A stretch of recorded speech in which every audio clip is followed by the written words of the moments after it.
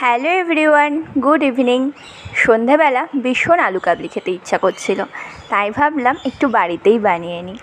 আলু আর ছোলাটা সেদ্ধ চাপিয়ে দিয়েছি। তোমরা তো আলু কাবলি বানাতে সবাই পারো, আমি কিভাবে বানাচ্ছি ভিডিওটাতে দেখতে থাকো। আর ভাবলাম তোমাদের সাথে একটু গল্প করা যাক। যখন কলেজ লাইফ ছিল, স্কুল লাইফ ছিল, তখন তো প্রচুর আলু কাবলি খাওয়া হতো। এটা সবারই কলেজ লাইফ, স্কুল লাইফ, ইউনিভার্সিটির লাইফে হয়েই থাকে। আর এখন সেরকম বাইরে বেরোনো হয় না, স্কুলও থাকে না, পড়াও থাকে না, না থাকে কলেজ, না থাকে ইউনিভার্সিটি, কিছুই থাকে না। ভীষণ দিনগুলোকে মিস করি। আর মনে মনে ভাবি, আমি যদি আমার কলেজ লাইফ থেকে ব্লগ জার্নিটা শুরু করতে পারতাম, সেই স্মৃতিগুলো আমার এই ফেসবুকে প্রোফাইলে কিন্তু স্মৃতি হয়ে থাকতো। আর সেই স্মৃতিগুলো দেখলে এখন আমার মনটা খুব ভালো লাগতো। ভীষণ মিস করি দিনগুলোকে।